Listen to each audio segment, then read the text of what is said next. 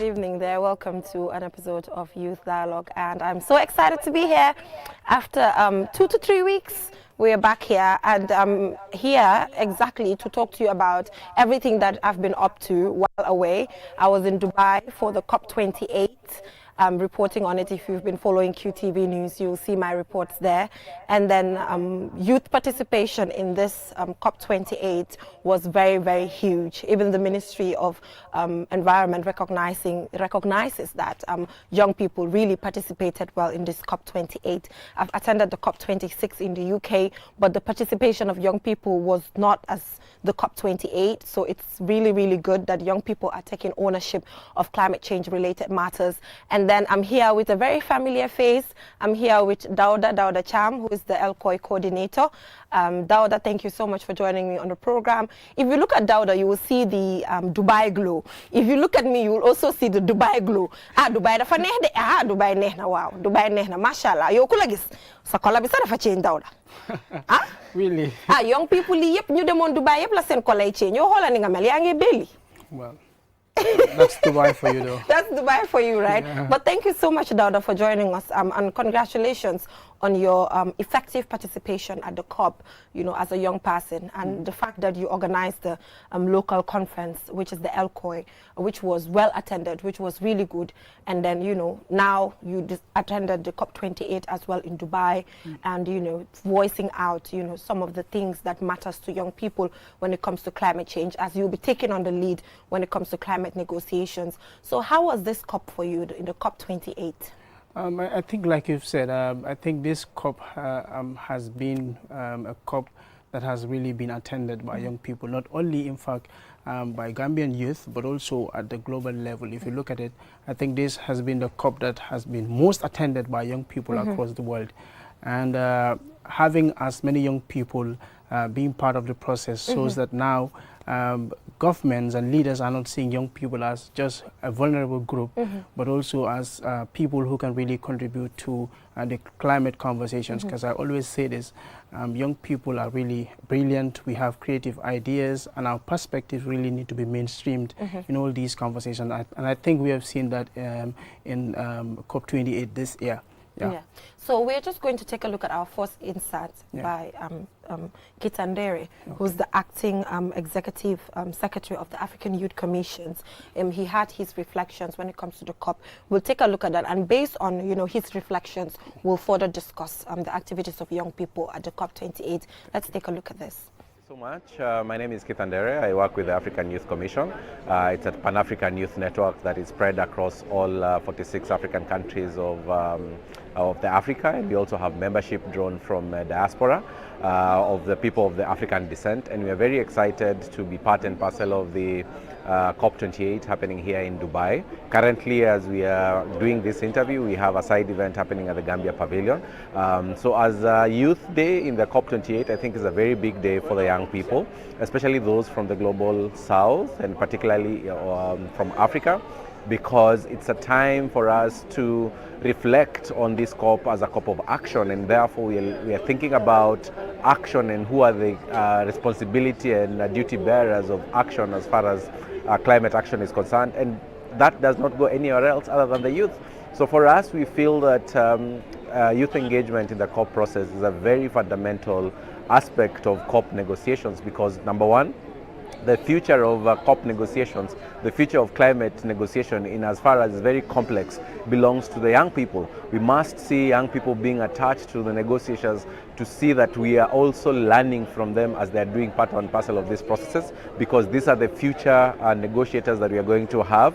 On this Youth Day, we celebrate quite a number of youth that we've seen across these COP activities, from the green zone to the blue zone, showcasing the kind of things that they are doing, highlighting what they are doing at the grassroots level, and very, very key action items are coming out. Young people are taking a lot of action from the grassroots, and we've seen this across, you know, from Gambia to Senegal to Mali to South Africa to Kenya to Djibouti, and all of these countries are purely driven by young people. So we are really, really excited that you know, Youth Day is a day that is focused on on the COP28, and we want to see that it is not just a day for the youth, but we want to see the COP becoming more youthful, in the sense that many negotiators are being given the opportunity to have youth at the center of negotiation. I know it's a very complex process, it's a very tiring, it requires a lot of knowledge and expertise, but we are saying, look, it is the time to begin to pass on the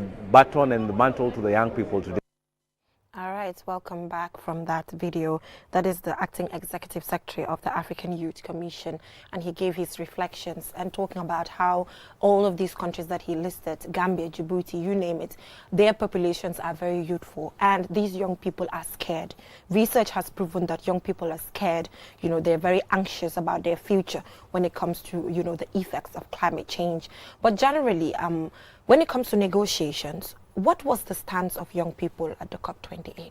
I think over the years, what young people have really been calling out for is their inclusion in the climate negotiations, because for far too long, we have really been excluded in negotiations. But this year, I think there has been great progress in this regard.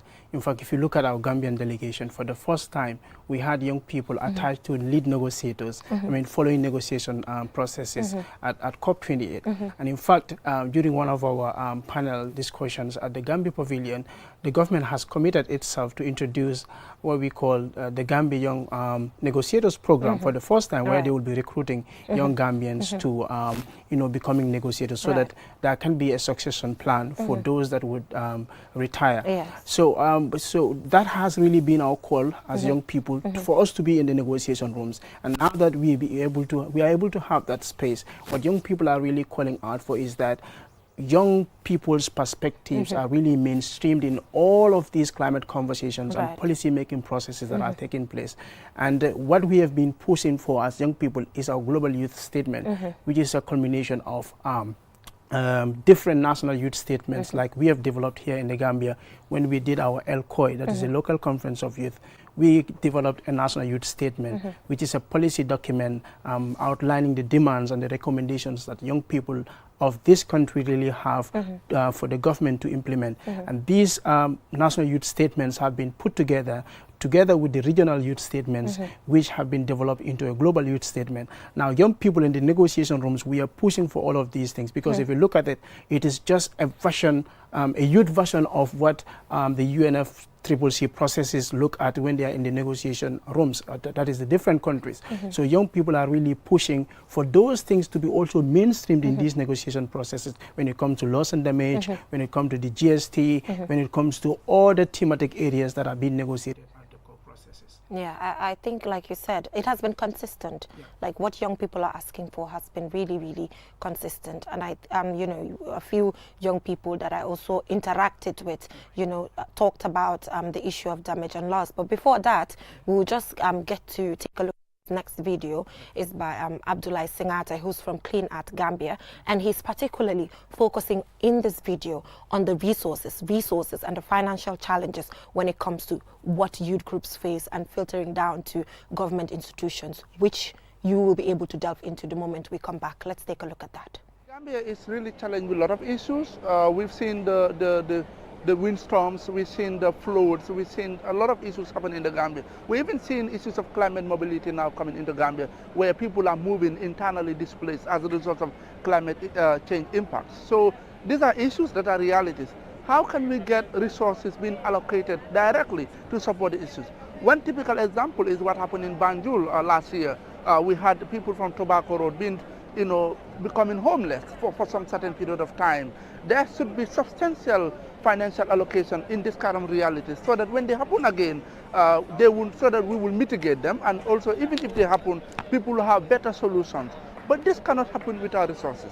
So we're calling on government, we're calling on donors and stakeholders to see that there are allocations in terms of these practical measures that will help young people and even the people that are there to deliver these services to have enough resources. Because today, if you go to the Minister of Environment or you go to the National Disaster Management Agency, their first cry will be, we don't have enough resources. So where are the resources? We need to make sure that these resources are properly allocated so that proper actions can be taken. We are calling, if the resources are available, make sure they are placed at the right positions. All right, that is Abdoulaye Singate there from Clean Art Gambia. So resources, you know, what are some of the problems when it comes to resources? And aside from resources, capacity building. But anyway, to build a capacity, you need resources to do it. You know, how are you overcoming these challenges as young people in the climate space? Well, access to finances has always been a challenge. And this has always been our cry. Because if you look at it, in fact, when we first staged our local conference of youth here, it was us amongst ourselves that pulled out the money to have our first local conference. But when we had the second one this year, what we did was we built on the impact that we made to be able to pitch to the ministry to have some funding from them. And of course, we must really thank the ministry for coming up to support us, and as well as the French embassy in the Gambia. But of course, this year we happy to announce that the COP28, at COP28, on the first day of COP28, there has been a consensus that has been made on the loss and damage fund, which has now been operationalized, and that is the 100 billion climate finance that developed countries has really actually intend to give to developing countries. And I hope that when that fund comes into or it's being distributed, I think our government should be able to get some access to that funding, and also make sure, like what Abdoulaye is just highlighting, that these funds really get to the people who are really affected. Because the work that we do as young people in the climate space is for those people who are out there, who are the most vulnerable communities. So we expect that when those funds come, in fact, the way we want to operationalize those funds, how we want to expend those funds, those communities are really consulted on what are some of their challenges, so that they would be able to highlight that, because they have the traditional knowledge of the problems that they are really faced with. But also what we have been advocating for as young people is for government to try and see if they can actually dedicate a particular amount of money to, whether it will be the Youth Climate Fund or whatsoever, because it is done in other countries where young people like the civil society organizations and so on could also be able to access those funds, whether we are going to develop proposals or concepts and then share with the ministry and other agencies, not just the government, because of course this work that we are doing, it's not just the work of the government. Even the private sector can come up to support some of these initiatives. So funding, of course, is one of the biggest challenges when it comes to addressing climate change issues. So what is your take on the final text? It's transitioning. They use the word transitioning. Not facing down, not facing out. You know, it's transitioning. And then, you know, I had this conversation with the minister when he was talking about how, you know, they were advocating for the first individuals that get to enter when it comes to the use of fossil fuel should be the first to phase out, and then gradually. But, you know, it's different countries on the table discussing, over 200 countries discussing, and then you do not expect everybody to agree. It's even difficult to get people to agree, but now the agreement is on transitioning. What is your take on that? I think if you look at this whole fossil fuel issue, in the past years, what people have been saying is they don't even include it in the text in the first place. It wasn't included? Yes, in the past years. But this year, there has been some progress, even though this is not what we really wanted when we were going to COP28. There's a mention. Yes, there is a mention of it. So that shows that, of course, there is some progress that is going on. Because if you look at this, some of these countries that are really against this, their economies are really built. The foundation of their economies Dubai, are really example, built on fossil fuel producing country, exploitation and so on. Exactly. So if we really want them to shift or phase out, let's say, from the use of fossil fuel to renewables, it is going to be really difficult. But the truth is, if we do not really decarbonize our economies, like I always say we will continue to suffer the consequences of climate change. But of course, there has been some progress this year. At least we've had the word transitioning from fossil fuel to renewables being mentioned in the text, which has really been a challenge in the past year. So let's hope that before we get to COP30 or COP35, let's say, probably in the next 5 years or so, we'll be able to do a complete transition. Down or, it's difficult. It's a very difficult one because, for example, even a country like Gambia wants to drill oil. Exactly. Tried drilling oil. It wasn't there. They're going to continue. So that shows you, you know, for example, a least developed country who's even carrying the burden wants to drill. So it's a very, very difficult situation and having everybody to agree. But aside from that, let's also take a look at Abi Sane, who is also a climate negotiator. She went through the 6 months intensive training where she was trained to become a climate negotiator, like you mentioned. Yeah. We're trying to train people like Abi, yourself, and others, so that the likes of Uncle Boo Boo and others, when they, when they retire and tired, let's say because you can be retired but not tired. Uncle Boo Boo, I don't know if you are watching. I know you are retired but not tired, and we don't want you to be tired. We still need you. We want you to continue to inspire us. So let's take a look at what Abi has to say as a young climate negotiator. We'll be right back. First of all, as a Gambian, I started as a vice president at the School of Environment and Agriculture at the University of the Gambia. From there, I proceed to the youth constituency of the UNFCCC, which is Yongo, where I started in as ACE, which stands for Action for Climate Empowerment. And also, I joined the Young Gender and Women Working Group. These are spaces wherein we want to see inclusion, as ACE is all about inclusion, empowerment. We need to bring the kids to the forefront. As the saying goes, catch them young. So we believe that the climate knowledge is something that is actually lacking in our content, and that's what makes me really go in for ACE, to make sure that climate change is fully integrated into our national curriculum and looking at the world at large. And another thing also is I happen to be part of the Global Youth Advocates on Climate Change, which is also a big plus for me, being a Gambian youth and being on that forefront of the climate youth space. It's something that also helps voice out our needs, the challenges that the youths are facing. And another thing also is I am lucky to say that this year I happen to be part of the youth negotiators, which I did for 6 months in person, 6 months, and the in-person training last week. So I am fully certified youth negotiator, and this is something that's also a big achievement and a plus for the Gambia as well. All right, that is Abi Sane there, talking about climate negotiations and all of that. Yeah. But also 38 countries agreed to sign the UNESCO Greening Education Partnership Declaration, where they're committing to incorporate climate education into nationally determined contributions, NDCs, and national adaptation plans. So she already touched on that, incorporating climate into the education curriculum. But it requires, some steps that need to be taken. Yeah. So before you delve into that, we will just open the lines to see if we have young people who are interested in climate change.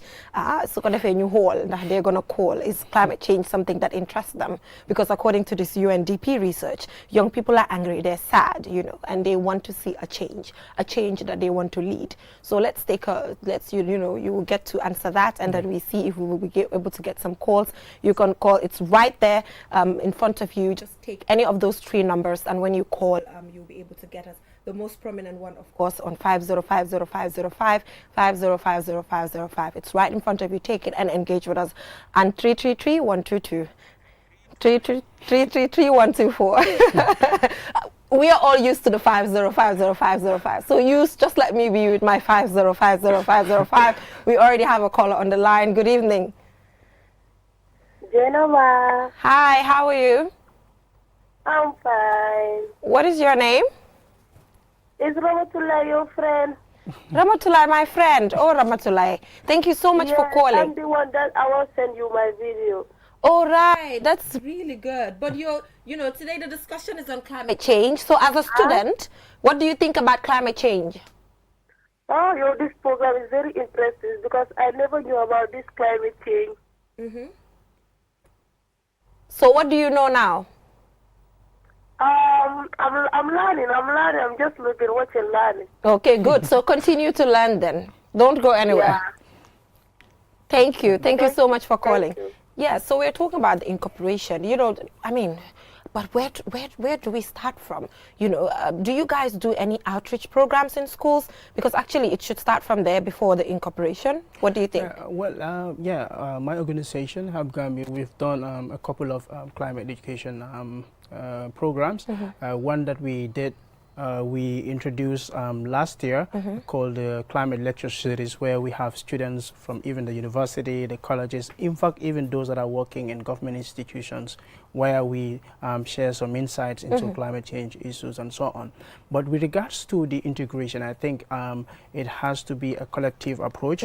Of course, the ministry alone cannot do it. They have to engage the National Environment Agency, the Ministry of Environment, the Ministry of Basic and Secondary Education. Like Abby said, we really need to catch them young.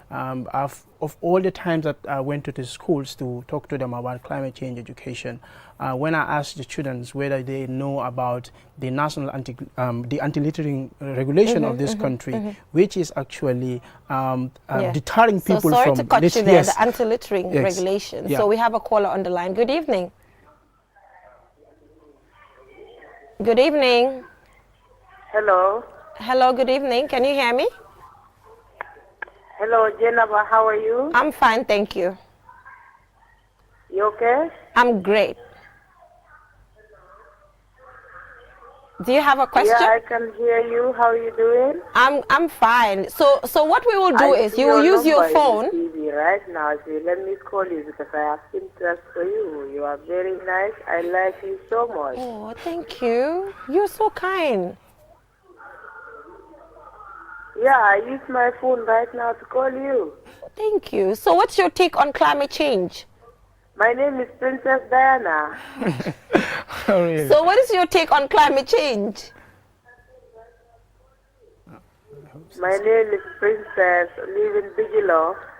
All right, Princess. So I guess I'll have to let Princess go, but it seems because it seems Princess cannot communicate with us right now. Yeah. But you know, just keep following. Like she said, she's yet to learn about climate change and the other previous callers. So I hope that you'll be able to learn as well. So the anti-littering laws. You said these kids do not even know about it. When I That is ask them, sad. yeah, it's really sad. When I ask them about the anti-littering regulation, always 90 to 95% of those that are in those classrooms don't even know what it is. We have another caller on the line. We opened the line, so we have to deal with it. Good evening. Yeah. Yeah, good evening.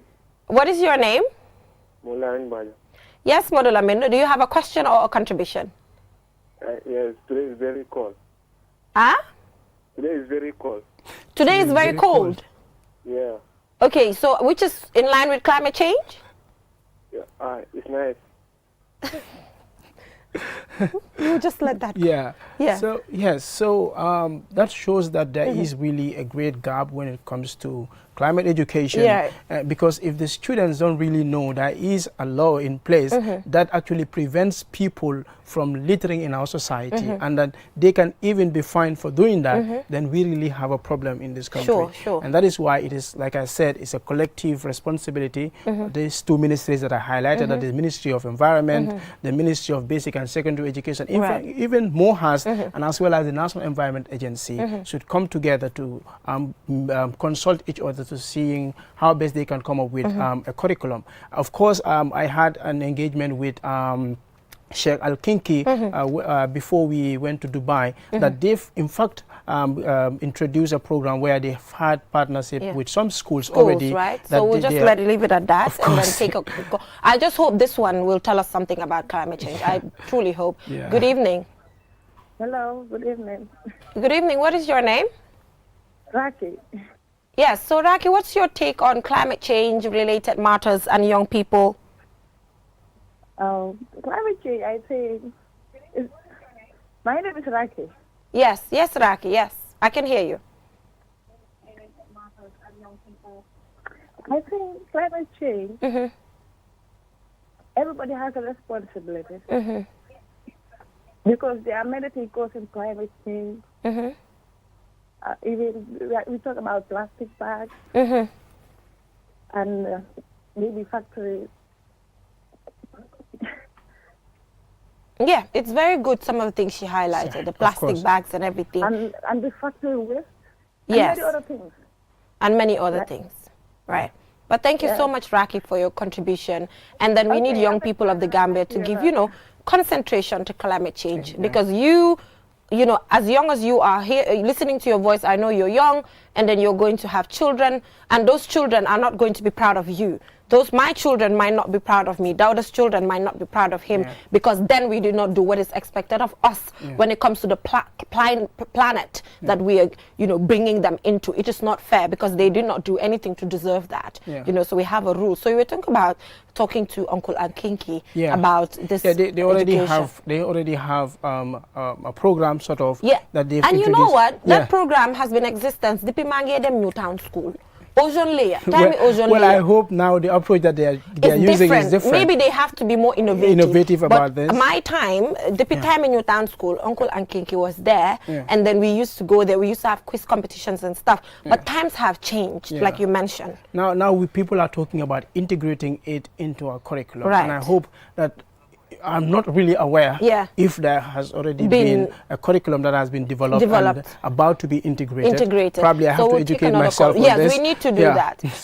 Good evening. Good evening. Hello. Hello, yes. How are you? What is your name? I'm fine, Jennifer. How are you? Fine, thank you. I see your program in the TV. It's Princess again. Oh, Princess, do you have anything to say on climate change? Yeah, Jennifer, I see you in the TV. I like you so. Thank you, Princess. Thank you, Princess. Princess I is think being. you need to get I Princess, need to talk to Princess. You need to get Princess number. Yes, Princess, we want to talk about climate change today. You know, I know I have the Dubai glow. Dauda has the Dubai glow as well. But, you know, today we're not here. We're just here to focus on climate change. Of course, but, you know, like you said, we need to engage them. Maybe the consultations are ongoing. We are just not aware. Yeah, but hopefully. But Dauda, now that we are from COP28, you know, preparations will start from now. Ahead of COP29 in Azerbaijan. So, I mean, you know, what's the way forward now within this year? Because we have some work to do when it comes to our nationally determined contributions and a lot more that we have to do ahead of the next COP. So you know, what is the way forward? There is a lot at stake right now. Of course, we are going to engage the institution as soon as possible on some of the commitments that they've made at COP28. Of course, one including having an institutionalized national young negotiators program where those trainings would start as early as possible so that some of us and other colleagues who are out there and interested in climate negotiations could really be recruited through that process. But also we have our national youth statement. We look forward to looking at that statement and what are some of the key things in that statement? Of course, we have youth inclusion in climate policy making processes. We have climate finance, climate education, blue economy. These are some of the things that we really highlighted, and I think the as blue a country, economy part. Exactly, Let's take our final caller. Yeah. I just hope it's not somebody telling me, Jennifer, you're looking good. I want, you know, good evening. Good evening, Jennifer. How are you doing? I'm good. Can you just raise your voice a little bit, or is it we have to increase our own volume because I can't hear you? Yeah. Can you hear me? Yeah, I can hear you loud and clear. Yeah. So what's your take on our topic today? Yeah, climate change is a very important thing that affects each and everyone in the world at large. Yeah, because nowadays many people are cutting a lot of trees without replacing them. So that makes the world very hot. So moreover, also the amount of fish that we have in the rivers. Hello? Yes, I can hear you. Go ahead. Yeah, the amount of fish that we have in the rivers are getting smaller and smaller. True, very true. You understand? So people have to improve, particularly the young people, because we don't know how the future is going. Yes. The world is getting hot. Sometimes the amount of rain impact we have sometimes is little, or the time we expect it is usually very small. Right. That affects everybody in the world. Right. So it's a very, very important topic, and people have to adhere to it. Yeah. Thank you so much. Thank you Well, so thank much. you so very much. Thank you so much for that brilliant contribution, especially, you know, our River Gambia, the Exactly. overfishing and everything. Yeah. You know, Banjul is also on the sea level. Yeah. All of that, there's just a lot happening. Yeah. And, you know, it's quite disheartening sometimes, you know, when when I think about the fact that Gambia contributes to less than 0.01% of global emissions. Yeah. And then we are having to pay for all of this. And then you expect us to use our own resources that we're supposed to use for health, education, agriculture, and other things to solve climate change. It's very, very unfair. Climate justice really needs to be served. And I had this conversation with Aissatou Camara, and then she clearly told me, we are not asking for, loans or anything that's going to put a burden to the country's GDPs. Sure. We are asking for money free. Grants, yeah. Yes. Grants, No, nothing attached. Yeah. You know, nothing attached. Yeah. Grants, give it to them and they will get to solve all the problems on the ground. And I hope that this damage and loss will also not be slow. It will be fast and all of that. I mean, but you were going on the way forward. Let's get that and we'll get to of wrap course, this up. like I said, we will be looking at our national youth statement to see how best we can really implement those things. But also, like you have mentioned, we have our NDCs. These are things that we can also look at and then implement it into our own context. But of course, all other organizations that you have in this country, even those that have not been at COP, they all have their activity plans, and then like we always do, we will be going out there to support each other's work. And the good thing is we have the Gambia Environmental Alliance that is really putting all of us under one umbrella and supporting all the organizations. And I hope that, of course, we will get the support of the government, but as well as the private sector as we continue doing the work that we do. Yeah, so I should personally also thank the government of the Gambia through the Ministry of Environment for facilitating my travel. Sure. You know, and I make sure wherever I go, I make sure the voices of young people is in the forefront. I made sure every story that I did, there's a young person featured deliberately to make sure that your voices are out there because your participation was very effective. So thank you so much to the Gambia government for facilitating my travel. And on to the next. I was like the minister, minister, be on to the next slide. Be on to the next slide. Sure. But thank you so much, Dauda. Thank you so much. And congratulations once again for making your mark at the COP28. We are really proud of you. Although let's go for a short break. And when we come back, we will be taking a look at the Youth Chamber of Commerce Trade Fair that is currently ongoing at the Gambia Independence Stadium, featuring young people and women, but we are particular about the young people and their participation. So shortly we will be joined by a representative. Stay with us, don't go anywhere. QCell mooy suñu boss. QCell mooy suñu boss. QCell mooy suñu boss. Soro. Go, ebe dawa full network suta tili QCell. Ni lafta diamla wati jamala mune diata QCell. Most reliable network jumala geta wati QCell. Wo quality man nyon soto jam pona manke QCell. Ani be wuloni farole kono walante be bakono jala fayola network ko se taria QCell suñu boss. Ñu fi njëkka indi 3G ñu delu taxi 4G plus and now we bring you 5G. Nadema 5G. First and only 5G provider. Suñu boss. Itella follow adi doron nesa keno. Suñu boss. Gambia bela nyon tawo fele QCell. Suñu boss. Ko fasun tawo buka busi QCell. Suñu boss. Itella multi milka kukutol nati Gambia QCell meta lori la kilianol yele imanjina amanda wala itella ka quality dila dadi ma itelle silo wala wodol mume be keno ma QCell suñu boss QCell suñu boss QCell suñu boss QCell suñu boss connection be bambandi QCell suñu boss QCell most innovative QCell suñu boss.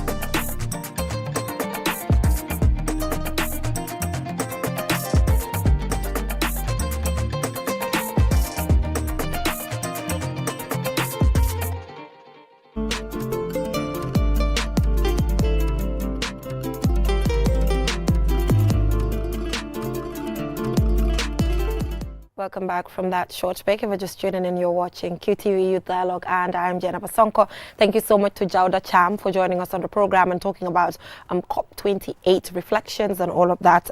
But I guess subsequently, this is something that we can delve into more in other programs. But currently, the Gambia Youth Chamber of Commerce is hosting this trade fair at the Independence Stadium in Bakau, which they've been doing yearly and has been really beneficial to young people particularly and women. So I'm joined by the president of the Gambia Youth Chamber of Commerce, Ismaila. Thank you so much for joining us. This is the first time you're on here. Yeah, sure. Yes, so it's really, really good to have you here. So the trade fair is ongoing, meant to support young people and women, but obviously our focus will be on young people when it comes to showcasing their business and, you know, building all of those networks. So how has it been going so far? You've been doing it for the past years, you're continuing to do it. It means there are success stories. What are these success stories? Thank you very much. First of all, I want to grace this occasion with thanking you for enabling us the platform to be heard. This initiative is laudable. Looking at it, many young people come here to showcase the works that they have been doing and the impacts that they have been doing. The initiative of establishing the Gambia Youth Chamber of Commerce came around when we've seen that one, there are push factors leading to the establishment of the chamber. The first of it is irregular migration. Second to it is the youth unemployment. So this has been a trend that has been going on since 2016 coming up, since the establishment of the chamber, which we've realized that still now the percentage of youth unemployment ranges from 41% to 41.5. Translating this into numbers, this is 900,000 young people are unemployed. So this is a huge, staggering number. Right. The question is, what should we expect? This question should be that. The question is, how do we establish ourselves as young people to address our own problems in our own ways? Right. So this is the reason why we established the chamber. First of all, we know that the Gambians in particular are talented. Right. So how do we harness this talent and create a platform for it to showcase itself, for people to see what we can do, resonate ourselves as young people? That's the reason why we established this chamber. Profoundly, we have now moved out of Gambia to Senegal, to Benin, to Mali. So when you go to the trade fair ground, you find out that not only Gambians are within the trade fair itself, but to harness the concept of the AFCFTA, now we have moved from only looking at Gambia as a whole, but shifting the paradigm to other West African countries within, to so that we Gambians have something to showcase. Reaching out to this trade fair, you will have food vendors, you will have the social entrepreneurs in different aspects, spoken words, music that we normally have during at night. So that also musicians have talents. They are social entrepreneurs. They have something to showcase. So this is the reason why music is also part of the exhibition itself. Fashion so what nights. distinguishes this trade fair from the GCI trade fair? What distinguishes it? Thank you very much. What makes a country beautiful is its diversity towards harnessing what we all see as something that is trade. GCI are not our competitors, and they would never be our competitors. We are seeing them as the bigger chamber, the umbrella chamber of all chambers. Remember, there are 4 chambers in the Gambia. GCCI is the leading chamber that no one can dispute. Second to none is the Gambia Women Chamber of Commerce, the Gambia Youth Chamber of Commerce, and the American Chamber of Commerce. There are very many chambers of commerce within. But looking at the scope is to create a notion of diversity within. So competition matters, but not to the aspect of showing who can do what. Because trade fairs are all trade fairs. We all go there to do one thing, to promote Made in the Gambia. Recently on the papers, I saw an issue. When I read the papers that happened, we might not delve into it deep, but it's just important that we give it a mention because the Youth Chamber of Commerce is representing young people. And then sometimes you owe them an explanation when something happens. So that is at the trade fair there to, showing some images. So my question is, that particular incident that happened when it comes to the Chamber of Commerce as a body, as well as the former CEO, did that in any way affect the integrity of the organization? The Gambia is bigger than any individual. This is the key word. I am not going does not mean that people would not be going. Times have been difficult with me does not mean that that resonates to everybody. So we are looking at the Gambia, we are not looking at individuals. So yes, things happen because that's the nature of the work that we do. But transitions do happen. That is nature. We have to, reason and then believe in change, because it is inevitable. Right. So this is it. You leaving, someone coming, that is a trend of moving on to the next generation. Right. Yes, we've had our own ups and downs. That is life. That's what makes it spicy. Sometimes it is difficult, and then you push harder to show who you are, and then move on to the next level, per se. So this So is it. everything is going on well? Oh, yes, it is. Partners are maintained, they are not affected? Oh, yes, it is. Are you sure about that? Very well so. Okay. We are even having more new partners who are interested. Remember, it's not about us. It's about the Youth Chamber of Commerce. This is the Gambia Youth Chamber of Commerce. All right. It belongs Okay. to the young people. Okay. So no name is more important than the Gambia that itself. institution. Yeah. So apart from the trade fair that you organize, what other ventures do you get into? Yeah, the focus is basically on promoting the concept of techie fee. It counts because we have seen that the trend, that the notion and trend with the concept that the young people believe in now is they rather die at high sea than remain in the Gambia. Right. We've been hearing stories that a boat capsized. If let's say a boat capsized, 280 people have drowned. Put it at the back of your mind, then more than 10,000 people are also preparing to leave. You know, so why is this happening? Well, man bëgg naa xam dëgg luy problème bi because man dama dee toog mu jaaxal ma because 2 weeks ago astafurlah 1 month ago Yeah. dama demoon ñoomi ma toog di def benn programme ak gaay foofu bu Action Aid des Fonds so benn si xale yi ne ma ne man xam naa ne nit ñaa ngee dee mu ne ma leer na ma jigéen la xam naa ko te xam naa ko leer na ma gis naa ko waaye man loolu terew maa dem mu ne ma fu ma fa yàlla jëlee rek ma xam ne su ma wërsëg foofu la yem soo ma xalaat ma ne to an extent ne noonu la ñuy nekk di xalaatee kon lan lañ war a mun a def léegi fi mu nekk nii It is very disheartening. It is rather unbelievable, but this is the actual reality that we are living in. As a Gambian, every Gambian is a victim of irregular migration, directly or indirectly. We are relatively a small population of close to 2 million people or less. So if anything happens to you, directly or indirectly, it would happen to me. So, but let's look at the bigger picture. Young people should not always be there to be victims of circumstances. We've seen the trend of unemployment. It's not only in the Gambia; it is felt across the board, globally. But circumstances are severe depending on the nature of the country that you are living in. Gambia is rather a market than a productive country itself, because most of the things that we consume, we use, we wearing, it's all imported. Okay. Show us the things we wear. What do we have to offer? Yeah. Is what makes it difficult. Yeah. So there is a lot that needs to be done, but let's not expect it to rain. We have to work hard to make sure that we actualize those dreams. Yeah. There are people who were youth before we, and there shall be people who shall be youth after us. But Ismaila, where have you been hiding? Like, I've not been seeing you out there in the space. Yeah. When it comes to the Chamber of Commerce, even to say this is Ismaila, where were you? But say, what counts? Just in the background? No, but say what counts in every human is the brain. Have you ever seen it before? Nope. So this is it. I love it when my impact is felt, rather than seeing me as an individual, boasting that I am this, I am that. It happens times that people will be talking about GYCC, I'll be seated. They don't know that I'm even part of GYCC. They don't even know that I'm the one leading the concept that they are dealing with. But what makes a social entrepreneur proud of himself is looking at your impact and feeling that it is going right. Right. So this is it. Walking around the trade fair, when you go, you will see it is perfectly going right. This is this is the actual sense of what it should be when it comes to impacting. All that we are doing is to,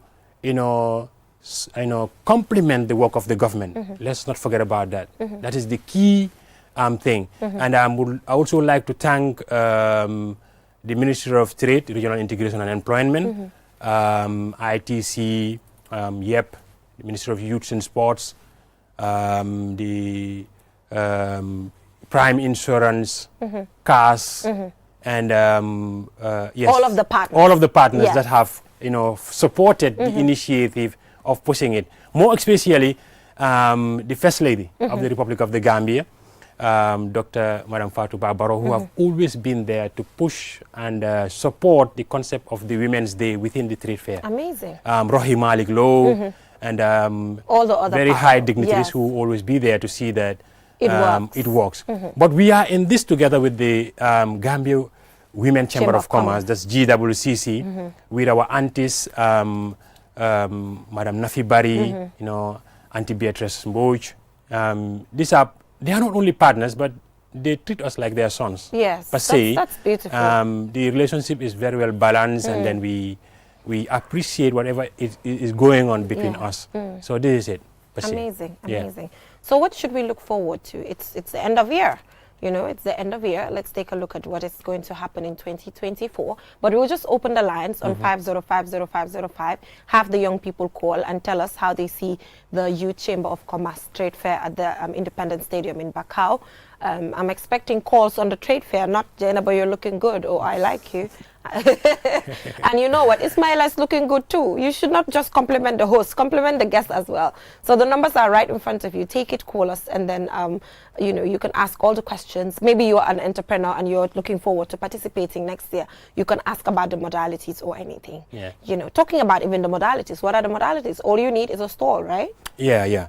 To pay for it, and then it comes at a cost. okay. Yeah, the stalls are giving out for $12,000 Okay. for our local entrepreneurs.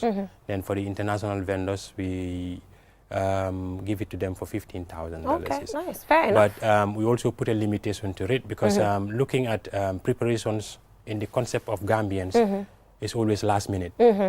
But when you sell your products, Yeah, so your there's concept- someone on the line Yeah. to ask a question on the trade fair. Good evening.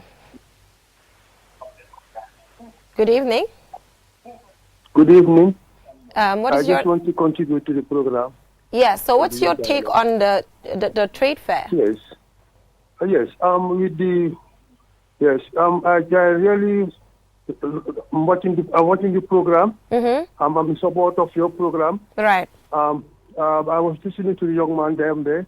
With regards to the young people going to the banquet. Right.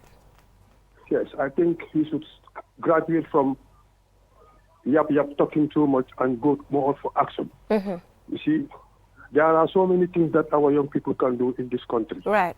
But the people on top must come down to their level. Right.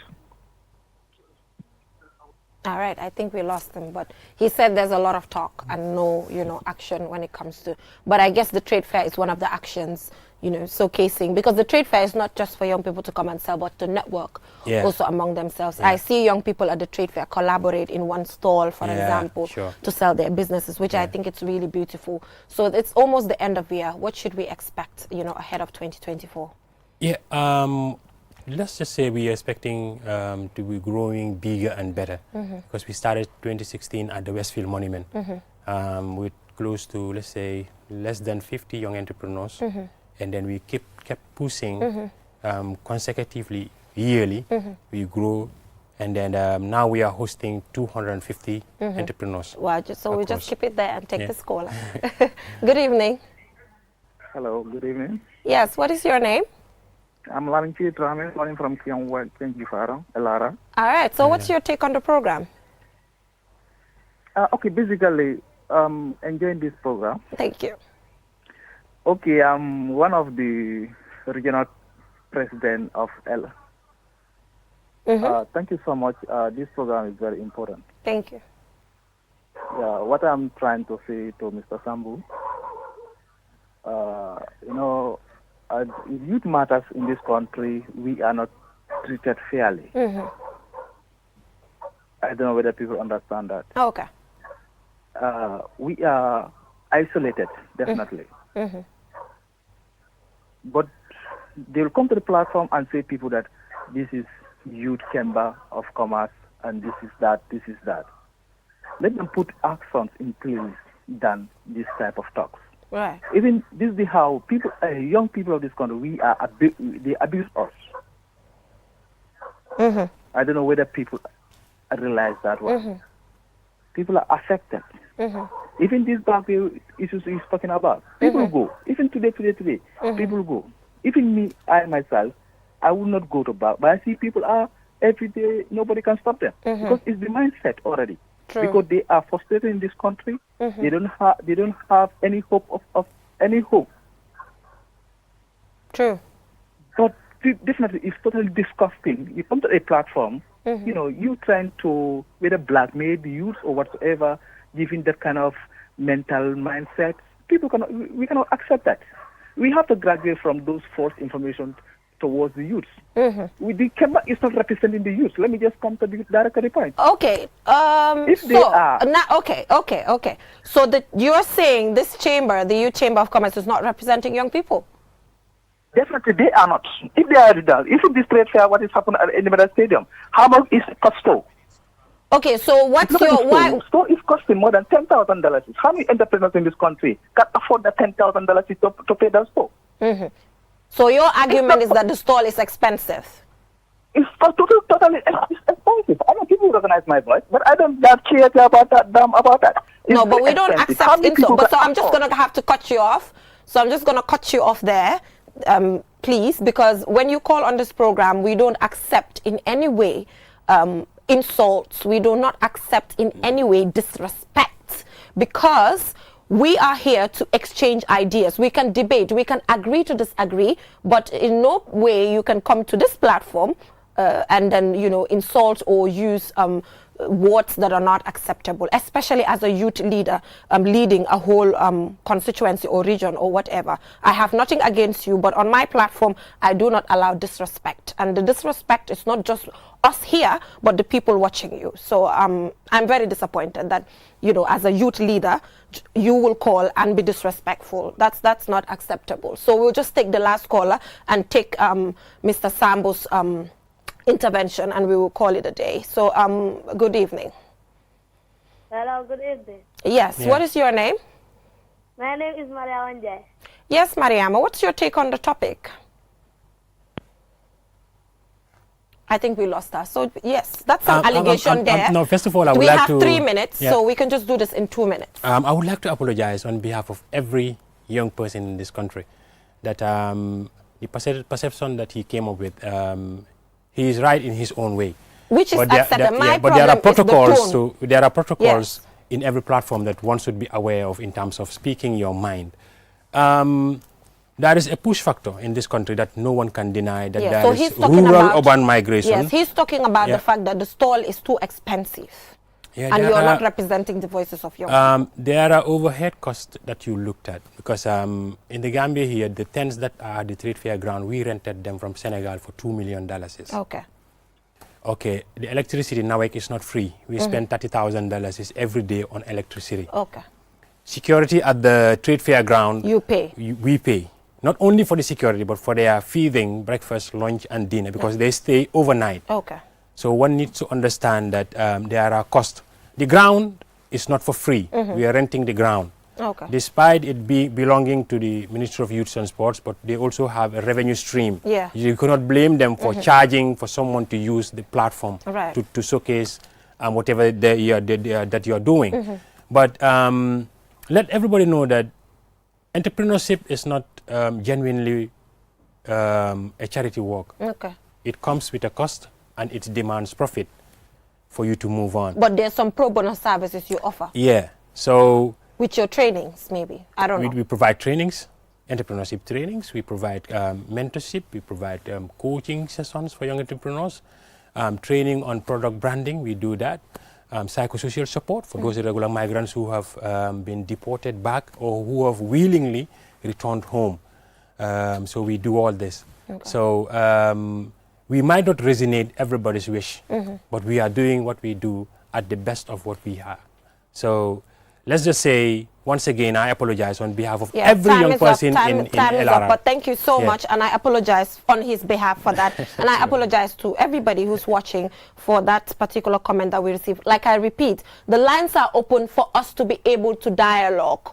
not for us to come on and insult or disrespect anybody. And especially on this platform, it's not accepted. It's a no-no. So thank you so much for joining us on this program. Thank you. And good luck ahead of, with the remaining days at the trade fair. All right. And thank you so much for joining us. Join us next week for another interesting episode. Bye for now. Have a good night. Bye.